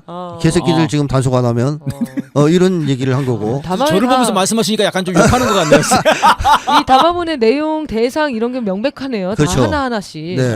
그리고 주로 원하는 게 아니네요 지금. 그러고 미국이 마음에 드는 행동을 안 한 것 같기도 해요. 이제 그런 상황에서 빨리빨리 안 움직이고 하니까 딱 네네. 마지막 경고 나온 거예요. 아까 네네. 세 줄짜리. 네. 한국 군부가 했다. 혹독한 대가를 치르게 될 것이다. 네. 라고 딱 끝났어요. 이제 이렇게 끝났네요. 짧아졌으면 네. 다음에는 말이 아닌 행동이 나올 가능성이 높다는 거예요. 이런 패턴은 처음 봤기 때문에 북쪽에서 이렇게 김여정 부부장은 사실 김정은 위원장의 의중을 대변해서 발표하는 사람이에요. 네. 그렇다고 봐야 됩니다. 근데 4번 연속 담화를 발표하고 말이 짧아진다. 급격하게 짧아지면서 마지막엔 거의 그냥 딱 한마디. 이건 이제 그 다음은 행동이에요. 그래서 네. 한국이 빨리 이 사태를 진정시키지 못한다면 네네. 북쪽은 이번 사태를 그냥 넘길 생각은 없는 것 같다 하는 게 제 생각입니다. 그렇게 생각하니까는 어제 지금 북에서 그 저 철도 폭발. 도로 폭발을 냈는데 거기다 대고 총을 쐈지 않습니까? 네. 우리 군이 네. 그것도 중화기를 쐈어요. 그냥 네. 소총이 아니고 굉장히 센 그걸 쐈더라고요. 그러니까 이거는 완전 전쟁을 하고 싶어서 안달인 맞습니다. 그런 지금, 상황인데 지금 윤석열 정권은 그렇다고 봐야죠. 네네. 그러면 이제 이렇게 되면은 걷잡을 수 없는 사태가 북쪽은 아마 그런 정도에는 네네. 반응 안 할 겁니다. 아하. 왜냐하면 지금 하면 연평도는 저리 가라 할 정도의 강력한 타격을 할 가능성이 높기 때문에 네. 그런 작은 건 놔뒀다가 한 방 크게 할 가능성이 있어요. 예. 그래서 지금 윤석열을 어떻게 하면 빨리 끌어내리느냐, 예. 막느냐, 그게 이게 저희들한테는 중요한 전쟁을 문제네요. 막느냐 못 막느냐와 직결되는 아주 네네. 중요한 문제로 좀 떠올랐죠. 예, 여기서 그 요새 얘기만 조금만 더 말씀드려보고 싶은데 북한에서 이제 도로 이건 이제 필요 없다는 거 아닙니까? 그렇죠. 이국가로 살자. 네. 그래서 뭐 콘크리트도 싸고 하겠다. 이거 원래 옛날에 다 우리 남쪽에서 했던 거든요. 보니까 콘크리트 쌓고 막 그랬더만 처음에 옛날에. 박정희 때 했었죠. 박정희 때 60년대 했더라고요. 네. 근데 이게 지금 북한에서 싸는데 윤석열에서 제가 정말 웃긴 거는 반통일 반민족적 행위라는 거예요 이게. 네. 아니 그러니까 북한에서 야 우리 그냥 따로 살자. 우리 이제 우리 쳐들어오지 마. 요새 쌀게 이렇게 했는데 이거를 반통일 반민족적이라고 하는 건 선생님 보통 우리가 반통일 반민족은 이제 저희 운동권들이 했던 얘기지 않습니까? 네. 쟤네들한테. 지금 윤석열 정권에 예. 이번에 뭐 8.15 경축선이 뭐니 통해서 확실히 정한 게 뭐냐? 네. 우리가 반통일 세력이 됐어요. 저희가요. 네. 네. 왜냐하면 네. 윤석열의 무력 통일 주장, 흡수 통일 주장을 반대하면 반통일이 되는구나. 다 반통일 세력이 돼요. 그거예요? 그러니까 예전에 우린 반국가 세력, 반통일 세력, 반민족 세력이군요. 그렇죠. 네. 이승만 정권 시절에 조봉암 선생이 탄압당한 이유가 네. 평화 통일을 주장해서예요. 네, 네. 그 당시에 이승만은 무력 통일을 주장했는데 조봉암 선생이 평화 통일 주장하니까 간첩된 거 아니에요, 사실. 예. 지금 똑같은 상황이 온 거죠. 그러니까 윤석열이 무력 통일, 흡수 통일을 지금 지향하는데 감히 여기서 평화를 얘기한다? 반통일 세력. 예. 자, 이제 북쪽이 그럼 왜 반통일 세력이 됐느냐? 북쪽으로 가는 침공로를 파괴했잖아. 그 도로를. 네. 사실 그러니까 옛날에는 북한에서 그 도로로 내려온다고 난리 났었죠. 그렇게 난리를 쳤지 않습니까? 맞아요. 그래서 북한에서 야 이제는 안 내려가고 이제 오지도 마라. 그냥 막아버리니까. 오히려 북한 입장에서 방어를 한 셈이 되거든요. 그러니까 요새는 기본적으로 방어죠. 그러니까 요새라고 하면 방어죠. 네, 목적이. 방어를 하려고 그러는데 반통일 세력으로 방어하면 안 되지. 반통일 세력이죠. 네. 쳐들어가야 되는데. 윤석열 입장에서는 쳐들어가야 되는데. 참 웃기는 이제 자가당착인데요. 야, 참. 근데 이걸 폭파시키고 지금 이 시점에서 급하게 북쪽에서도 한 것 같은데 네네. 그 이유는 앞으로 전쟁이 벌어지면 네네. 전면전으로 확전될 가능성이 높잖아요. 예. 그럴 때 남쪽이 어떤 통로를 이용해서 쳐들어올라가기가 쉽겠습니까? 바로 그 두 통로거든요. 네네. 거기는 도로. 경계 없으니까 장애물이 없으니까 예. 남이든 북이든 그 통로를 이용할 거라고요. 그렇죠. 그러니까 북쪽은 그런 생각도 할 수 있는 거죠. 이 전쟁이 확전돼서 전면전화되면 이 두 통로가 위험하다. 폭파시켜놓고 장애물 쌓아야 되겠다. 근데 그건 북의 입장에서 북의 이제 전쟁 전력도 점령 수복 뭐 이런 거잖아요. 그럼 북도 내려올 생각이 있어야 되는 거 아닙니까? 있을 수 있죠.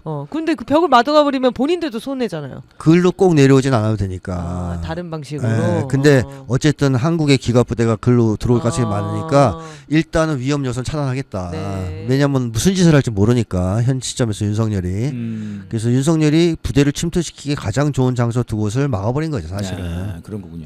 저는 그런 생각도 들긴 하더라고요. 북이 이제 핵이 있으니까 그런 게 또 이제 좀 달라진 거 아닌가? 북의 입장에서도 전쟁의 양상 자체가 그렇죠.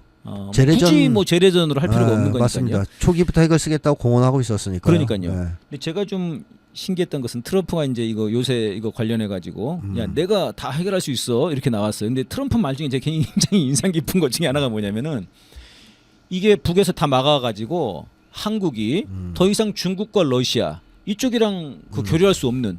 그러니까 말하자면 섬나라론을 얘기하더라고요. 네. 이 굉장히 인식 자체가 새로운 거예요. 네. 한국이 고립된다는 거예요. 네. 그러니까 북한이 한국을 완전 고립시켜 버린다 이렇게 얘기를 하더라고요. 네. 이게 참 트럼프가 이 인식이 아주 이게 재밌다 이런 생각이 들더라고요. 특이하죠. 특이하더라고요. 네네. 근데 선생님 이러면은 지금 이제 11월 5일이 대선인데 미국 네. 지금 뭐 이제 얼마 남지도 않았습니다. 맞습니다. 근데 쟤네들이 자꾸 이제 미국에서도 전문가들이 대선 전에 뭔가 전쟁이 일어날 수 있다 이런 얘기를 했지 않습니까? 네. 이게 지금 우크라이나 전쟁도 자꾸 일어날 수 있다고 하더니 이렇게 일어난 거 아닙니까 결국은? 네네.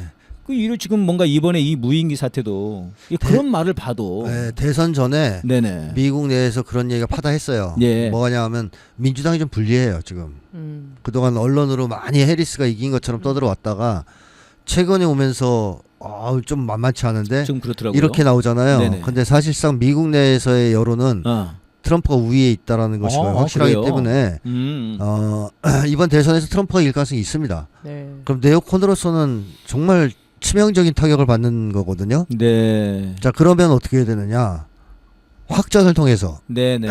위기의식을 고조시키든가 그렇죠. 아예 대선을 연기할 정도의 사건이 일어나야 돼요. 대선을 연기할 정도로. 예, 야 젤렌스키가 불었구나. 그렇죠. 어허. 그런 설이 미국 내에 있었어요. 계속 민주당이 너무 불리하기 때문에 그러려고도 한다. 라는 설이. 자 그런 점에서 본다면 지금 중동에서 네네. 네타냐후가 이란을 공격하는 걸 미국 승인을 받았다는 기사가 나오거든요. 네 그러더라고요. 그럼 공격하겠죠. 네. 언제 대선 전에 할 겁니다. 그럼 대선 전에 하면 이란이 바로 보복할 가능성이 높아요 이번엔. 네. 그러면 미국 내에서 확전이 시작되고 세계 3차 대전이 시작되는 거잖아요. 네. 그게 어느 정도의 규모냐에 따라서 진짜 대선 연기도 가능할 수 있고 또는 민주당에 힘을 실어주자 전시체제니까 네. 이런 식으로 선거 캠페인을 이용할 수도 있고 그런 것 때문에 이번에 무인기를 이게 바이든이랑 해리스가 보낸 거다 이런 주장까지 하는 사람도 있더라고요. 그럴 수 있다는 거죠. 네네. 그쪽에서 맞습니다. 한반도에서의 원하기 때문에 긴장 고조 이런 것 때문에. 알겠습니다. 시간이 지금 이제 거의 다 갔는데요. 선생님 이거 이번에 명태균이 뭐 엄청나게 많이 까는 것 중에 최근에 이제 오빠 논란이 오빠 논란이 컸습니다. 오빠는 누구인가요? 너가 김건희한테 친오빠가 없었으면 어쩔 뻔했어요. 네? 이거 막 이제 오빠 나오니까 찾았을 거 아니에요. 이종호 오빠라 그럴까? 이것도 위험해. 그러면 뭐 천공 오빠? 네. 아니야 이것도 안 돼. 막 찾다가 그래 친오빠 있잖아 친오빠. 네. 친오빠라 하자. 친오빠라고. 이래서 이제 친오빠가 됐잖아요. 네. 저는 대통령실이 말이죠. 네. 이제 좀 힘들어하는 것 같아요. 이제 좀 지쳤다. 지쳤다. 그러니까 윤석열, 김건희 실드 쳐주는 게 주임인데 지쳤다. 그동안 보여요, 계속 했잖아요. 네. 근데 얘들이 일단 지적 수준에도 문제가 있긴 한데 네. 이제는 좀 지친 것 같아요. 우리가 언제까지 이 짓을 해야 되냐. 너무 힘들다. 네. 이건 어떻게 또 실드를 쳐. 그러니까 무성의함이 보여요, 저는. 이제는 네, 정교함이 없다. 열심히 노력해서 최선의 아. 그 나쁜 머리라도 짜내는 이런 모습이 아니고 네. 무성의하게. 정성이 없어요. 정성이 없어요. 네. 거짓말에도 정성이 아니, 있어야 될 거 아닙니까? 네. 보통 이 악마들은 디테일에 강한데. 그러니까 뭐 위에서 야 이거 어떻게 할래 카바 쳐줘 빨리 그러니까 아유 그냥 친오빠라 그래. 이게 입장이 50분 만에 나온 거거든요. 아. 명태균이 페북에 올리고 50분 만에 대통령실이 진짜 재빠르게 입장을 냈어요. 그럼 그거는 누군가가 화를 냈다는 거 아닙니까? 그죠. 경로? 윤석열일 가능성이 없잖아요. 그죠. 윤석열은 늘 그렇게 살아왔던 아. 사람이기 때문에. 김건희가 네. 엄청 화를 내고 친오빠라고 해 그냥 이렇게 하고 아니 친오빠랑 한 것도 아니고 네. 실드 쳐 그랬는데 애들이 그냥 무성의한 거예요. 그냥 그 했다는 얘기 오빠니까 그냥 뭐 친오빠 그냥 생각나네. 보고만 하면 되니까 대충 친오빠라고 해. 김건희가 명태균을 선생님이라고 부르던데요. 네. 뭐 선생님 굉장히 신뢰하는 것 같아요. 그러니까 김건희가 그렇게 부르는 것은 이제 사교적 그 치표 세움이라고 봐야겠죠. 뭐 이제 오빠를 좀 깎아 내리면서 선생님. 선생님을. 그건 아닙니다. 오빠를 일부러 깎아내린 게 아니에요. 그래요? 김건희는 윤석열을 정확하게 보고 있어요. 아. 아주 현실적인 객관적인 판단을 하고 있는 거예요. 깎아 내린 게 아니다. 네, 의도도 없어요. 깎아내릴 의도도 없어요. 네. 그냥 있는 그대로 얘기하는 있는 거예요. 그대로. 있는 그대로. 네. 그 김건희는 사기꾼 아닙니까? 네. 그러니까 아주 고단수의 사기꾼이에요. 아. 사기꾼은 사기칠 대상에 대해서 정확하게 간파해야 돼요. 어허. 그 사람의 상황, 심리 이런 거. 네네네. 그러니까 윤석열이 무식한데 유식하다고 판단하면 사기 못 쳐요. 어허. 그 무식한 걸 알아야 사기를 칠 거 아니에요. 그러니까 음. 김건희가 적어도 자기가 사기칠 대상, 윤석열 같은 사람에 대해서는 정확하게 알고 있을 가능성이 많아요. 많이 처먹는다. 네. 방귀만 있긴다. 그렇죠. 그다음에 무식하다. 네. 뭐 등등등. 아무것도 할 줄 모른다. 네, 다 알고 있는 거죠. 네. 이제 그런 거를 부지불식간에 이렇게 툭툭 던지는 거고 아하. 또 제3자 앞에서 그런 얘기를 함으로써 윤석열은 내가 키우는 개에 불과하니까 중요한 얘기는 다 나랑 하자. 네네. 저놈은 그냥 애가 아무것도 모른다. 철이 없다. 예. 이렇게 이제 자기 과시도 하고 아하. 그런 목적에서 한 말이죠. 뭐 일각에선 다 그냥 쥐라고 부른다고 그러더라고요. 그래서 뭐 영어로 쥐냐 뭐 이렇게 뭐 많이 나오던데 오늘 보니까 그 쥐라는 게 개에서 나오는 거였나. 네. 마지막으로 우리 저 흑백 요리사에서 네네. 재미난 제가 궁금한 거 몇 네네. 개 가져왔어요. 일단 첫 번째는 흑백 요리사 전에 근데 진짜 명태균이 왜 이렇게 계속 이렇게 폭로를 한다고 보는지 어디까지 가자는 건지 모르겠어가지고. 저는 뭐 계속 그런 혼자서 그런 연락에 주장하고 있지만 네. 명태균이 큰 손의 한 일꾼 네. 행동체가 아니냐는 그래 의심이 있어요. 보입니다. 네. 왜냐하면 한국 극우 세력 그러니까 미국이 네, 말하는 네. 거를 얘가 다 했어 보니까. 네. 그 곳에 다 있어요 김명태균. 저는 그러니까요. 가장 크게 본 게 그겁니다. 단일화 이거는 그렇죠. 함부로 할 수 있는 게 아니거든요. 그렇죠. 그 자리에 있었어 이놈이. 그렇소. 이 정도면 완전히 자기가 주선했다고 했죠. 네. 네. 아니 윤석열을 대통령으로 만드는 것에도 얘가 작업을 쳤죠. 네. 이준석 당대표 띄워서 20대 표 끌어가는 작업에서도 명태균이가 네. 한몫했죠. 음. 윤한 단일화. 네. 이준석과의 갈등이 불거졌을 때 화해 자리 네. 다 껴 있어요 다. 맞아요. 그러니까 이 정도로 껴서 중요한 자리를 일들을 해낸 것은 그냥이 아니죠. 극우 세력이 볼 때 또는 큰 손이 볼 때 너무너무 기특하잖아요. 네. 자기들이 원하는 걸 다 한 거니까. 그렇죠. 그게 우연일까요? 음. 그래서 저는 이제 큰 손이 한 일꾼 행동체가 아니냐는 의심이 좀 들고 음. 또 하나의 이유는 이 사람이 매번 돈을 노리고 움직인 것도 아닌 것 같아요. 그렇죠. 자기가 손해를 보면서까지 했어요. 손해를 보면서까지 그런 하는- 표현도 했습니다. 네네네. 니들이 나한테 뭐 돈 한 푼 준 적 있어? 그렇죠. 이렇게 표현까지 했어요. 그냥 단순한 브로커는 네. 돈 때문에 움직인단 말이에요. 네, 돈이 네, 되는 곳에 그렇죠. 달려가서. 네. 근데 얘는 그런 게 아니고 극우 세력에게 필요한 일을 해요. 네. 돈이 좀 안 돼도. 음. 그런 거 봤을 때 명태균이는 단순한 네. 정치 브로커라기보다는 그 미국의 큰 손의 일꾼. 큰 손의 일꾼일 가능성이 매우 높다. 그래 그렇다면 보입니다. 윤석열 정도는 우습게 보일 수도 있죠. 그렇죠. 야, 너 감히 그러면 명태균이가 지금 어떻게 움직이느냐가 큰 손이 어떻게 어떤 목적을 가지고 있느냐를 알 수 윤석열을 있는. 보고 있느냐를 그렇죠. 알 수 있는 이제 그래 그러니까 보입니다. 명태균이 윤석열을 보호하는 쪽으로 가면 큰 손도 윤석열을 보호하려고 한다고 볼 수 있는 네, 거고 네. 명태균이 아닌 척하지만 계속 윤석열한테 불리한 걸 흘린다. 그러면 큰 손도 윤석열을 버리는 쪽으로 네. 움직이고 있다고 볼 수도 있는 거죠. 네. 저도 약간 지금 여기서 좀 봐지는 거는 한동훈을 띄우기 위한 네. 큰 손의 그 고도의 작전이 사실 이제 지난해 11월 초부터 이제 진행이 된 거였는데 한동훈이 영 실력 발휘를 못 해줬지 않습니까? 못 떠요. 애가 너무 가벼워서. 아 새로운 배우가 왔다. 그렇게까지 얘기를 했는데 아유. 지금 이 명태균으로 사실은 이제 물귀신 작전으로 윤석열을 끌어내린다면 네. 지금 한동훈 쪽이 쫙 올라가고 있는 거지 않습니까 지금? 그리고 한동훈이 용기 내고 있잖아요. 지금. 용기를 내고 네. 있어요. 갑자기 무슨 뭐 기소해야 된다. 검찰들이 뭐 나서야 된다고 쥐가 안 해놓고 한동훈한테 명태국 같은 거 보내고 그러나 봐요. 힘내 한동훈 막 네. 이러면서. 지금 약간 그 큰 손의 움직임이 네. 한 번 더 지금 작전이 그림이 네. 그려지는 거 아니냐. 근데 한동훈이 단독으로 그 차기 보수 대권 주자가 되기는 좀 어렵다고 판단하는 것 같아요. 그동안 보니까 너무 애가 네. 형편없잖아요. 일을 못해. 예. 그래서 저는 보수 대연합 같은 걸 준비하는데 한동훈을 한 축으로 보는 거 아니냐 이런 생각이 들어요. 네. 그 얘기하면 이제 또 20분 예, 갈 것 넘어가시죠. 같으니까 그 네. 다음 주에 하시고요. 제가 또 궁금한 거는 흑백요리사라는 넷플릭스 드라마가 예능이 있죠. 완전 화제예요. 두 분 예. 다 안 보셨다고. 안 봐요. 충격적입니다. 왜 안 보시는 거죠? 저는 원래 예능 안 봅니다. 아 예능은 안 보세요? 아 네. 드라마는 보시는구나. 네, 드라마는 원래 보는데. 완결된 드라마는 다 보시잖아요, 그죠? 그렇죠. 완결 떨어진 거는. 그래서 완결돼서 보셨을 거라고 생각했는데 역시 안 보실 줄 알고 제가 영상 다 오려왔으니까 여기에 이제 출연하신 분 중에 에드워드라는 미국계 한국인이에요. 한국계 미국인이죠? 미국계 네. 한국인 아니고. 근데 이 사람이 미국에 계속 살았던 분이야 태어나서. 아하. 그래서 요리사가 돼서 되게 유명해요. 완전 경력도 화려해. 어디서 유명해? 미국에서. 미국에서. 엄청 유명한 분이에요. 근데 한국에 와가지고 나의 정체성을 찾고 싶다면서 나는 늘 고민했다는 거예요. 난 미국인인가 한국인인가. 근데 미국인이시거든요. 사실은 태어나서 거기서 나고 자랐고 미국에서 모든 성공을 이뤘던 사람이니까. 그래서 이 사람이 마지막 최종 결승 요리로 떡볶이를 만들어 오는데 장면이 너무 감동적인 장면이에요. 되게 물컥했던 건데 이게 궁금했습니다. 다른 나라 사람, 다른 민족들은 안 그런 것 같은데 우리나라 사람들은 미국에서 태어나서 자라서 미국인이라는 정체성을 갖고 있으면서도 나는 한국인인가? 라는 고민을 어느 순간에는 늘 하시는 것 같아요. 제일동포들도 그러시잖아요. 제가 이번에 일본에 공연 다녀왔는데 지금 이제 4세 5세가 되거든요. 네.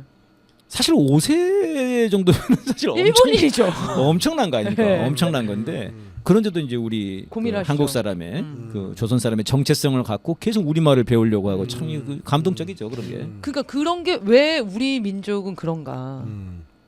그러니까 이 사람이 태어나서 전혀 한국 문화나 역사 이런 걸 접하지 않고 미국 사회에서만 성장해서 뭐 완전히 미국화돼 있다면 그런 고민 안 할 겁니다. 근데 그렇지는 않을 거예요. 지금 보니까 한국말도 쓰고 한국 편지도 있으시죠? 쓰고 그 이름도 있잖아요. 그걸 봤을 때는 최소한 한국 문화를 접할 수 있는 성장 과정을 거쳤을 거라고 봅니다. 이럴 경우에는 고민하게 되죠. 그러니까 아예 미국 것만 있었으면 그런 고민 자체를 안 할 텐데 두 가지가 있었으니까 나는 그러면 한국이냐 아니면 미국이냐 이런 고민을 계속 하게 되는데 한국인의 이 우리주의 소위 뭉치고 뭐 이런 특성들은 한국인에게 거의 뭐 전 DNA화 돼 있다 문화 자체에. 그래서 한국 문화를 좀 흡수하기 시작하면 그런 게 들어갈 수밖에 없어요. 잠깐만 접해도. 네. 그리고 거기에 있으면. 매력을 느낄 가능성이 높죠. 한국인이니까. 그러면서 당기는 힘이 굉장히 강하지 않느냐. 그래서 한국에서 입양돼서 가는 아이들도 외국 나가서 뿌리를 찾아서 맞아요. 한국에 오고 한국 부모를 만나고 싶어하고. 근데 그 사람들은 이제 나의 뭐 본류를 찾다 뭐 이런 건 아니지만 어쨌든 그런 정도의 쉽게 하면 귀향에 대한 이제 의지가 있거든요. 그래서 이런 것이 한국인이 가지고 있는 그 독특한 한국의 우리주의 문화 제가 책으로 썼던 그것이 한국 사람들에게 미치는 영향력이다. 저는 그렇게 봅니다.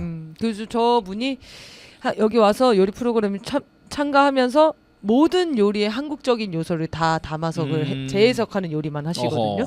그러면서 내가 한국인이라는 정체성을 만들어가는 과정이 된 거예요.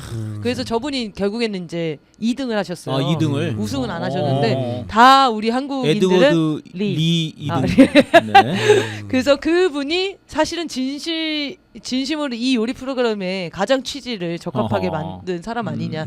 이게 마지막에 이렇게 흑백, 그러니까 유명한 요리사 100이고 안 유명한 요리가 흑으로 나와요. 근데 흑은 닉네임으로 나오고 최종 우승 후보가 되면은 이름을 공개할 수 있어요. 그래서 이 흑인 요리사는 이름을 공개했죠. 근데 저분이 이균이라는 자기 이름을 또 공개한 거예요. 그래서 이 요리 프로그램 취지가 완전히 딱 의미 있게 돼버린 거죠. 그래서 되게 인상적인 장면인데 여쭤보고 그렇군요. 싶었습니다. 많이 울었습니다. 예, 오늘 이제 싸대기 마무리하겠습니다. 지금 이제 말씀드렸던 것처럼 전쟁이 지금 굉장히 위험한 그런 상황이고요. 지금 이 전쟁이 막혀서 이제 윤석열 입장에서는 더더군다나 이게 참 계엄적으로 훨씬 더 유혹을 많이 쌓일 수 있을 것 같습니다. 한국에서 전쟁과 계엄은 네, 동전의 양면이죠. 동전의 양면이다. 그러니까 계엄만 독자로 할 수가 없어요. 예. 뭘 갖고 갈 겁니까? 그러니까 전쟁을 일으켜야 계엄이 가능하기 때문에 네, 반드시. 윤석열이 계엄을 실시한다는 얘기는 전쟁을 터뜨린다는 얘기로 봐야 돼요. 그렇군요. 그래서 지금 이제 이 전쟁과 계엄 이거를 막을 수 있는 방법 이것은 이제 우리들의 촛불과 탄핵밖에 없을 것 같습니다. 네. 네. 자, 오늘 아무튼 촛불은 이렇게 마치고요. 내일 12시에 다시 만나 뵙겠습니다. 감사합니다. 수고하셨습니다.